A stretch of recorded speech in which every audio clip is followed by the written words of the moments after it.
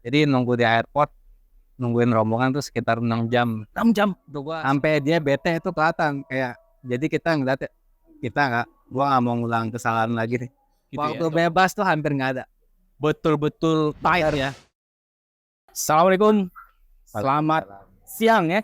Kita berada di mana nih ya? Cafe apa ya?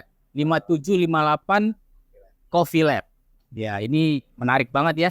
Jadi kafenya ada tempat pelatihan barista ya. Kopi barista. Oke. Kok kayak seolah-olah gue yang punya kafe. Iya. Padahal warga lokal ya. Siap. Kali ini kita bersama dengan sobat lama Fajrin Aziz. Ini adalah pengusaha ternama, Warga biasa. Biasanya kesibukan di Jakarta ya, tapi kali ini main ke Bandung. Terus kita ngobrol-ngobrol. Alhamdulillah barusan di bulan Februari kemarin melaksanakan ibadah umroh ya. Alhamdulillah. Nah, yang menarik itu dia paketnya itu bukan cuma sekedar umroh di Mekah ya, tapi juga punya paket ke Turki. Nah, ini yang menarik nih sebenarnya. Tadi ngobrol-ngobrol, justru perjalanan pertama kali ya, Turki dengan paket wisata ya kan? Betul. Paket wisata, lu jangan gaya orang tua lu. Harus jaga ini. Harus jaga ini nggak mesti pak, nggak mesti ya. Jadi nah ini kan dari tadi gue mendengar ya gimana lu melihat gimana profesionalitas mereka mempackage ini ya, mempackage perjalanannya gitu ya. Terlepas dari memang kulinernya mungkin kurang selera atau gimana ya, tapi pengen tahu lebih dalam nih. Tolong cerita nih. Berapa hari total waktu di mana tuh Turki? Total itu sekitar 9 hari. 9 hari ya? 9 hari. Kalau di Mekahnya? Di Mekahnya jadi pertama ke Madinah dulu ya. Madinah itu 3 hari ya, 3 day ya. 3 hari terus Mekahnya 3 hari juga. Berarti Madinah 3, terus Mekah 3, ya 9 Turki. 8 Turki. 8 sampai 9. Oke. Lupa. Iya. Oke. Ya berarti kalau Madinah sama Mekah kan relatif udah jadwalnya memang jadwal ibadah ya. Tapi dan itu kan sudah ada tuntunannya kan. Yang menarik itu yang versi Turkinya nih. Betul ya. Nah, gimana tuh? Pertama kali sampai Turki itu di mana? Istanbul. Nah, apa namanya kesan pertama yang mendalam pertama kali nih ke Istanbul? Kesan pertama yang mendalam ini waktu ini kita ngomongnya buruk-buruknya juga Gak apa-apa, cuma mungkin sedikit agak difilter lah ya. Gak pakai merek ya. Gak ada merek. Ya kesan pertama masuk ke airportnya ya Bagus. Yang tapi kesan buruknya kita terlalu lama nunggu di airport karena nungguin rombongan lain. Jadi ada pesawat tuh rombongan lain yang transit ke Dubai dulu. Ada yang transit ke Riyadh dulu. Kebetulan pesawat gua dari Riyadh langsung ke Istanbul. Tapi ada yang transit ke Dubai, ada transit ke Qatar gitu macam-macam. Jauh juga ya dia Iya. ke selatan dulu, Iya. utara lagi ya. Karena pesawatnya Qatar Airways. Berapa lama tuh nungguinnya? Emirates ya. Kalau gua pesawatnya SV ya, Saudi Airlines. Jadi Oke. langsung direct ya. Iya, direct ke Istanbul. Jadi nunggu di airport, nungguin rombongan tuh sekitar 6 jam. 6 jam. Tuh gua sempet kesel banget ya kayak Ngapain Pak 6 jam? gua pengen gue strolling gitu. Tapi pas lihat peta kayak jauh banget Ya dari pusat kotanya ya. Pusat kotanya kayak dari Cengkareng ke Jakarta gitu lah, tapi lebih jauh lagi lah. Lebih jauh lagi ya? Iya. Ya apa ya? Jadi situ pertama-tama udah kayak buruk gitu, moodnya ya. terus di bandara ngapain? Ya itu tidur. Berapa orang? Di grup kalian berapa orang? Kalau grup gue yang baru sampai itu 40-an. 40-an orang. 40, 60, 40, 50. Nungguin grup lain tuh 50-an lagi. Ini oleh apa namanya ya? Biro perjalanan yang sama ya. Konsorsium. Konsorsium. Ya. Jadi dia harus nungguin grup lain Ya. bareng-bareng. Jadi Ya. total orang berapa? 120 sekitar itu. 3 bus. 3 bus. 3 bus. Kalau dari keluarganya Fajrin sendiri 6. 6 orang. Ya. Oke lah. Tapi ada tapinya biasanya nih. Apa obatnya? Obat apa nih? Obat dari kebosanan itu. Harapan nanti bakal kemana-mana. Oke. Nggak, maksudnya pas waktu akhirnya keluar nih dari bandara. Akhirnya apa nih yang bisa ngobatin? Wah, akhirnya dapat. Pertama emang kita sebelumnya kan habis umroh ya. Jadi kesabaran kita jadi meningkat. Oke. Untungnya habis umroh gitu. Untungnya habis umroh. Dan ngacak-acak bandara kan. Jadi gitu. Jadi keluar yang apa nih? Daya tarik pertama yang dilihat apa? Kita langsung dari Istanbul langsung pergi dari Istanbul. Oh, enggak di Istanbul ya? Agak. Oke. Langsung ke bursa. Oke, tapi Jadi di bursa tuh kayak apa ya, bisa bilang Bandungnya Jakarta. Oke. Sampai jadi touchdown itu gua jam 11 sampai airport Istanbul, nungguin bla bla bla, sama ada koper jamaah ada yang hilang, yang nungguin juga. Jadinya berangkat dari airport tuh jam 6 sore. 6 sore. Nyampe bursa jam 9 ya. 10 malam. Oh, itu udah langsung hotel. Langsung hotel ya. Kita nggak bisa apa-apa lagi. Besoknya kemana nih? Besoknya itu kita langsung jalan-jalan di bursanya. Bursa ya. Itu Iya. lihat apa sih? Macam-macam sih, kayak tour guide-nya Temanya kemana? toko Shopping kan? shopping. Jadi Shopping, emang oke. ini kayak udah direncanakan nih program pemerintah maksudnya. Kita ke pabrik ini, terus Oh gitu. dan tokonya tuh proper. Misalnya kita dibawa ke toko jaket kulit. Iya. Kita datang situ, duduk dulu, ada fashion show. Oh, betul-betul Dikemas, dan itu kata tuh. Tapi memang kan kalian ada 100-an orang ya. Kita gantian per bis Ganti-gantian ya. Oke. masuknya. Jadi kayak buat nolak belanja tuh sulit gitu. Akhirnya belanja. Alhamdulillah enggak. Alhamdulillah, berarti berhasil. Berhasil. Jaketnya lumayan ya. Nah, berarti sebenarnya kalau ini deh, perjalanan di Turki itu berarti sifatnya betul-betul kayak keliling negara ya. Kayak keliling negara. Jadi dari Istanbul ke Bursa, terus ke timur, sampai ujung timur, baru balik lagi ke Istanbul. Gitulah, puter gitu. Muter ya. Total berapa kota? Total. Ya, tujuh lah. Dan semuanya kota? Atau ada nggak yang perdesaan? Ada setengah perdesaan lah. Ada ya? Memang suasana desa ya? Suasana desa. Ada yang emang bursa, ya ada yang dibilang ini bursa kan katanya, lu seingat gue. Ya. Correct me if I'm wrong ya. Katanya dulu ibu kota kan, bursa. udah pertama. Tapi kayaknya kayak desa gitu. Oh, suasananya ke desa. Iya. Jadi lebih tenang ya? Lebih tenang banget, kayak di Lembang. Kayak di Lembang ya. Tapi Lembang lagi musim tidak liburan kali ya? Iya. Ini liburan kali juga. Oh iya, selama di Turki nggak ada macet. Nggak ada macet ya? Itu efek karena volume kendaraannya dikit atau memang jalannya gede-gede? Kayaknya keduanya deh. Keduanya ya. Transportasi publiknya juga bagus. Publiknya bagus juga ya. Berarti selama kemana-mana bus semua ya? Bus ya. Itu Ada nggak naik kereta, nggak ada ya, semuanya bus ya. bus. Jadi emang kita dijagain tuh sama terus. Itu anyway si krunya orang Turki semua. Orang Turki semua, dan fasih 100%, 120% bahasa Indonesia. Oh iya. Jadi nggak ada orang perwakilan biro Indonesianya, nggak ada? Nggak ada di Turki. Fasih banget ya? Ya, fasih banget. Jadi kita satu bus itu ya udah cuma satu tour guide sama supir udah. Satu tour guide dong? Iya, per bus. Per bus. Jadi kalau lagi turun semua hanya ada 3 tour guide. Iya. Yang ngehandle koper semuanya sama macam-macam lah, jadwal dan lain-lain. Itu kalau misalnya Briefing semua. Wisatawannya agak-agak sulit diatur, pasti kewalahan ya. Ya, dari situ profesional, dia tuh udah sering, udah pengalaman. Jadi Iya. Jadi dia sering banget bilang-bilang kalimat-kalimat mengantisipasi kita yang bakalan dia udah tahu bakal telat gitu. Dia agak-agak sedikit mengajukan atau mengeluarkan emosinya, saya udah on time, kalian harusnya on time juga. Oh gitu. Kayak kalau tidak saya akan tinggalin.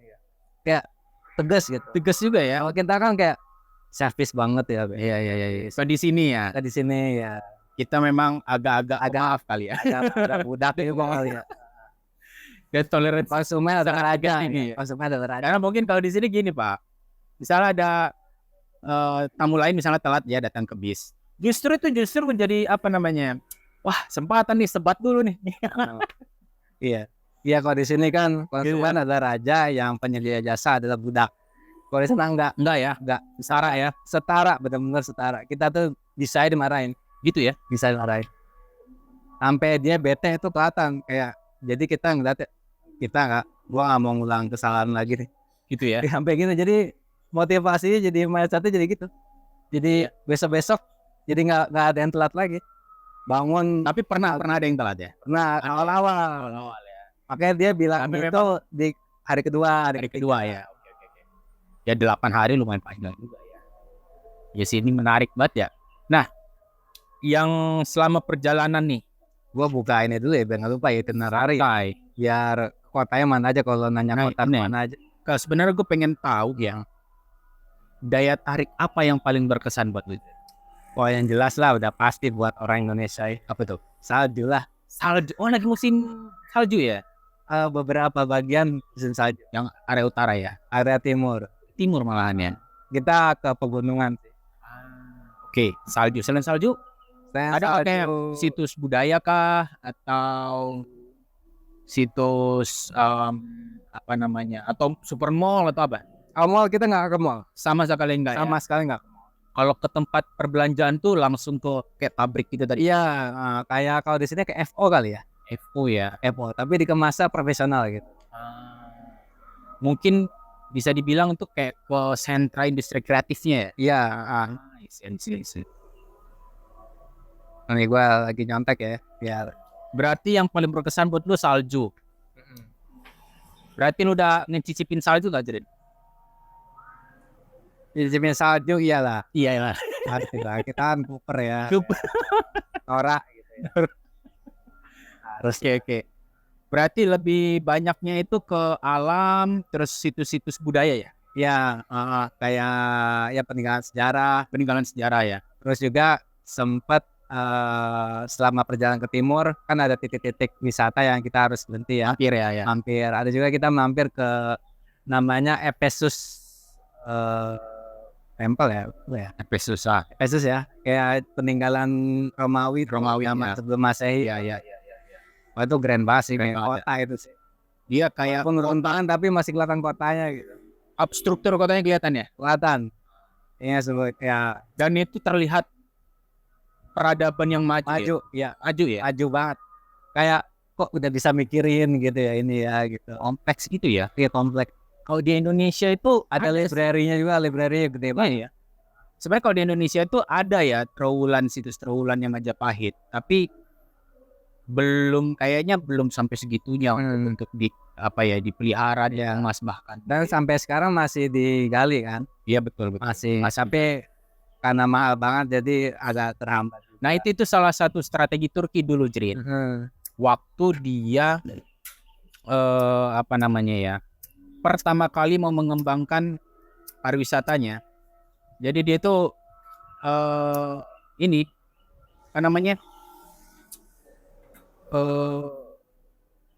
mengajak peneliti-peneliti sejarah, arkeolog untuk datang teliti di negara saya, lihat apa situs-situsnya, gali informasinya, dan itu menjadi sumber kekayaan yang mereka kemas untuk hal-hal seperti itu. Artinya pemerintahnya juga udah fokus. Jadi mana yang dipelihara, mana yang tidak begitu penting untuk dipelihara tuh langsung jelas.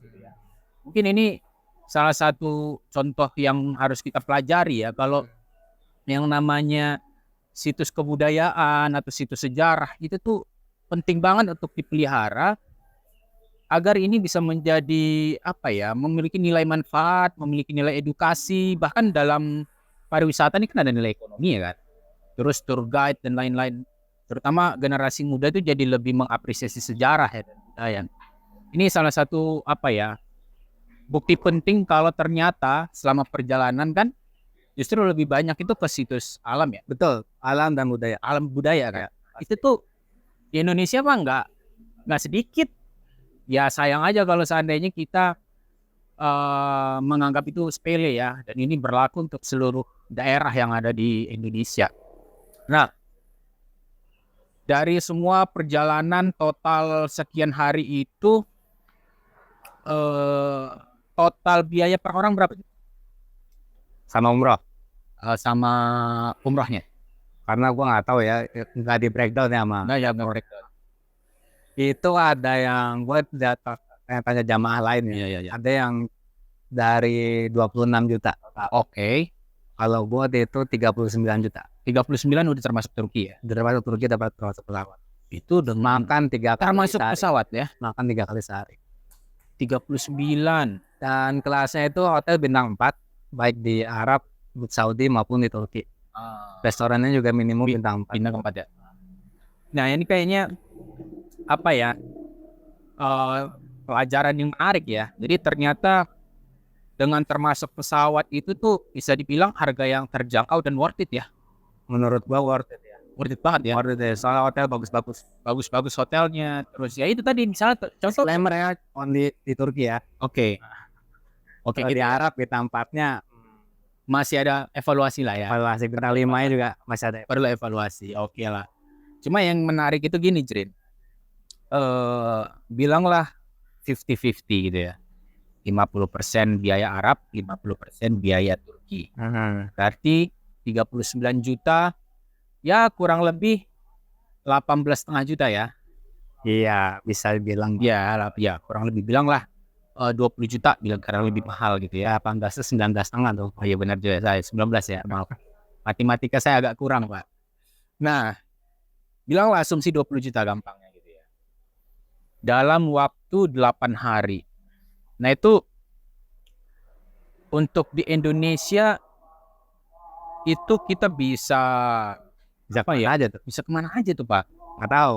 Ya tergantung ininya sih, tergantung kotanya. Bilanglah misalnya kita bikin trip Jawa misalnya ini ya, Jakarta, Bandung gitu ya. Itu tuh sebenarnya kita bisa create paket yang serupa, bahkan berarti kan harga itu kan ada segmen pasarnya. Mestinya ada orang yang mau beli kan, berarti kan. Iya kan? Iya. Dengan kualitas itu. Ya.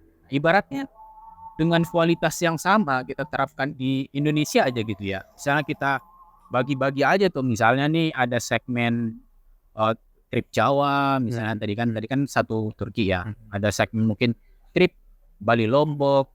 Jadi ini kalau kita perbanyak dengan bentuk-bentuk paket yang kayak gitu kan pasti memiliki pasar yang besar ya. Apalagi dikemasnya itu tadi kan, dikemas itu menarik gitu.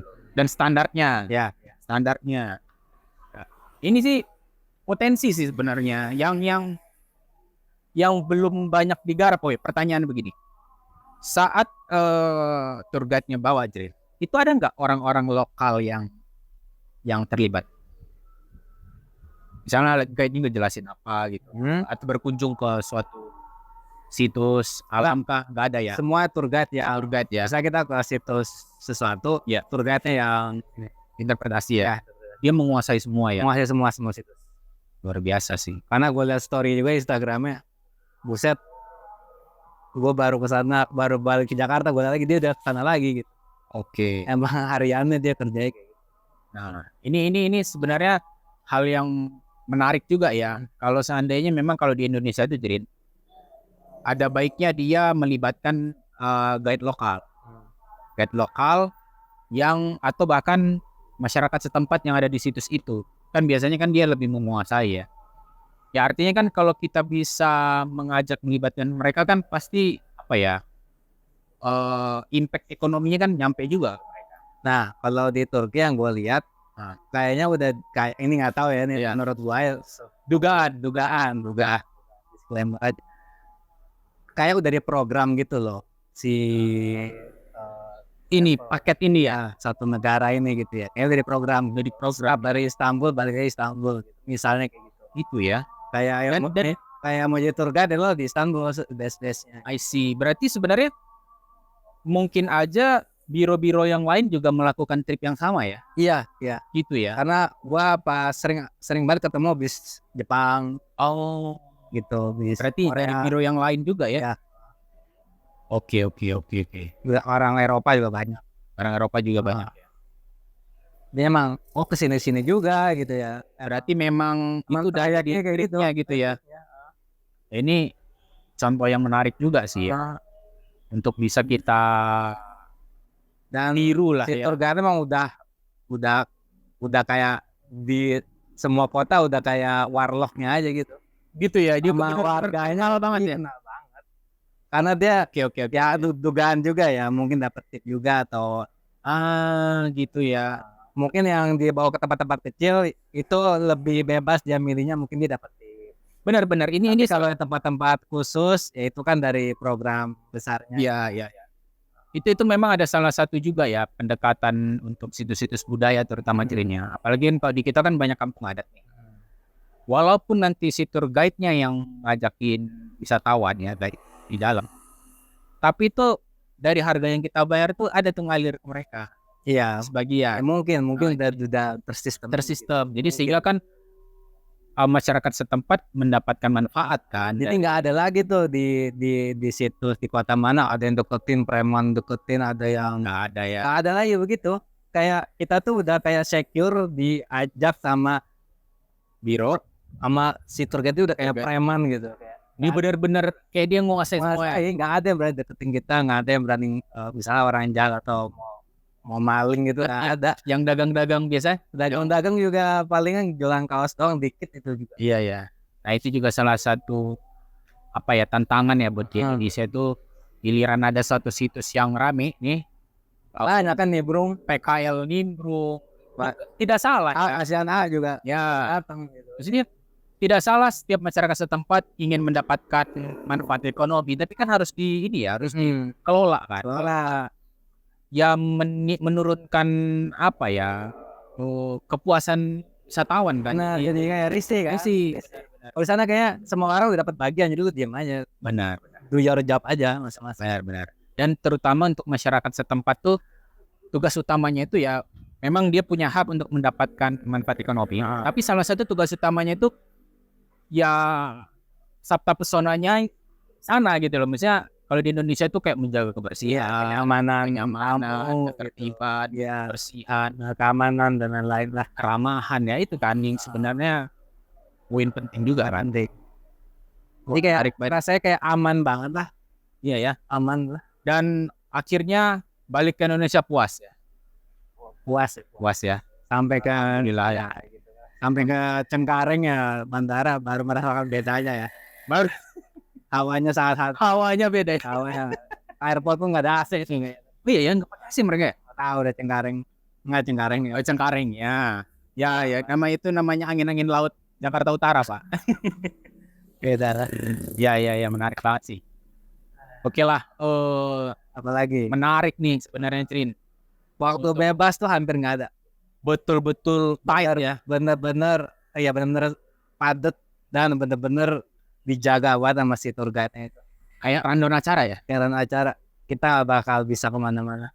Kalaupun memang dibebasin, misalnya sekian menit. Gue tahu ya, misalnya di Kapadocia ya.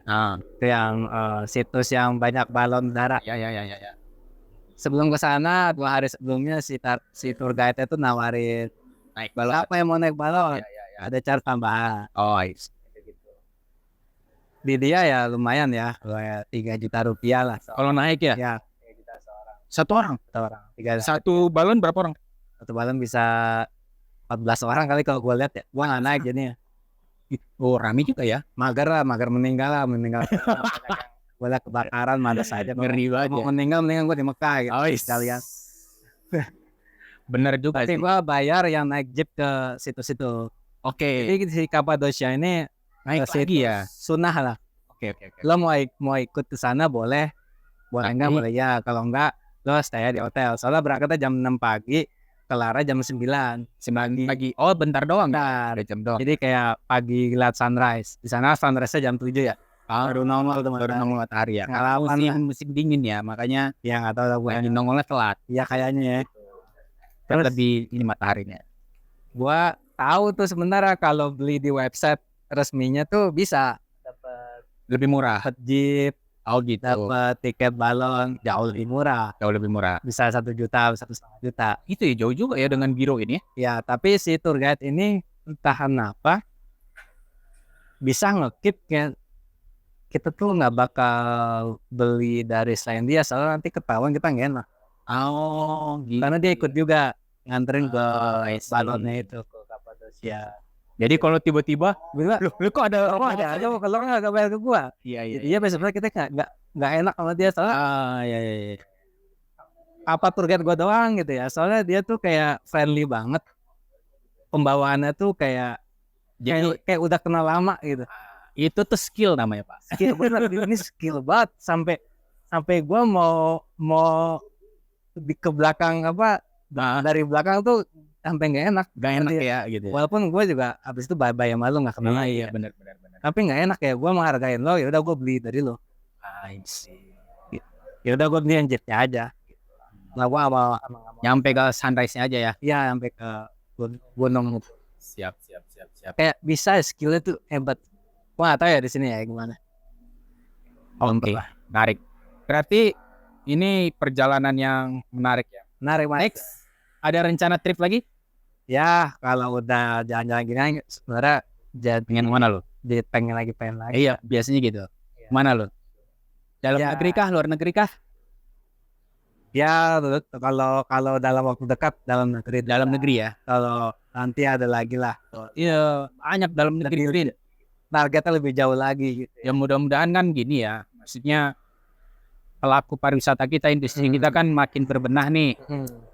Apalagi efek pandemi itu kan kayak banyak hal ya berbenah ya, dari kementerian juga banyak program-program desa wisata dan lain-lain.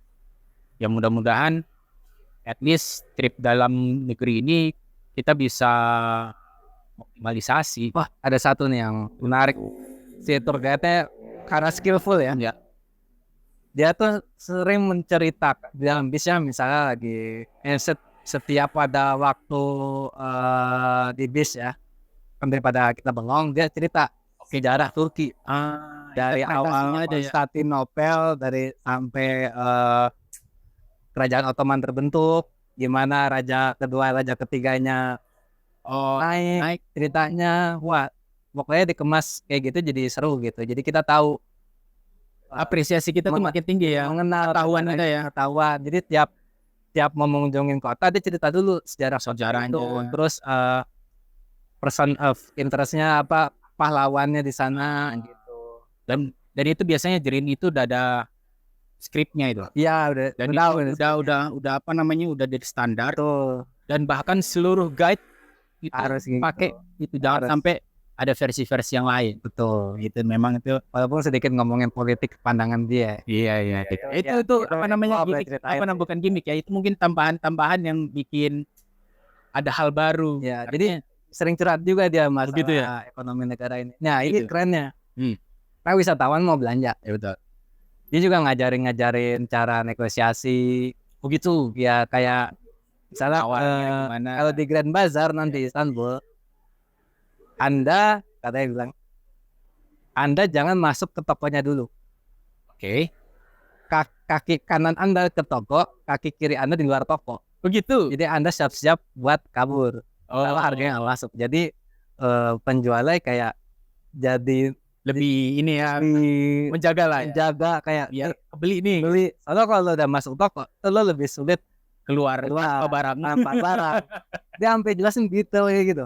Iya. Cara bahasa Turkinya nego, bahasa Turkinya mahal. Kalau Anda menemukan barang yang murah, jangan langsung beli atau mengucapkan murah gitu. Ya. Bilang aja mahal. Apa bahasa Turkinya, mahal? Mahal. Mahal ya? Iya. Serius? Mahal apa mahal ya? Gue lupa. Serius? Nah. Hampir mirip ya. Hampir mirip. Banyak kok kata-kata yang mirip. Hampir mirip ya. Banyak. Gratis ada. Gratis ya. Gratis sama. Terus ini ceritain sampai sedetail itu si tour guide-nya sama toko-tokonya dia bilang kayak gini nih. Anda kalau mau beli barang banyak, misalnya beli Turkish Delight ya, kue, itu jangan dari satu toko. Cobalah Beberapa toko biar rezekinya ini nyebar lah ya. Bar. Itu wah banget tuh menurut gua, kayak detail banget sampai mikirin kayak gini, sampai nganjurin kayak gitu. Terus dia juga cerita tentang ekonomi Turki lagi memburuk kan, inflasi. Oke, iya. Liranya dalam 5 tahun terakhir ambruk, terus masyarakat Turki UMR-nya sangat-sangat nggak lagi minus lah kalau sama kebutuhan expense bulanannya. Serius ya? Minus dia, berat juga ya. Berat. Pajak mobil kata 80%. Pemerintah lebih banyak dapat daripada manufakturer brand mobilnya sendiri, profitnya lebih banyak juga ya. Turki 80%. Gila ya. Terus diceritain gitu sulit, jadinya tuh kayak ada perasaan kita ingin kalau gitu, mau nego jangan terlalu dalam gitu. Setan gitu, terlalu bangsat negonya gitu.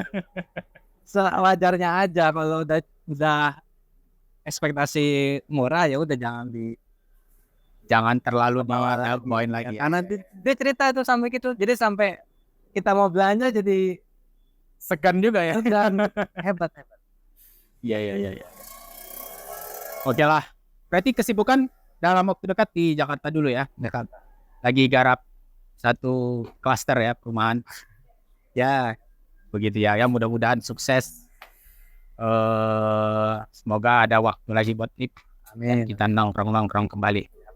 Thank you, Pak. Thank you, Pak.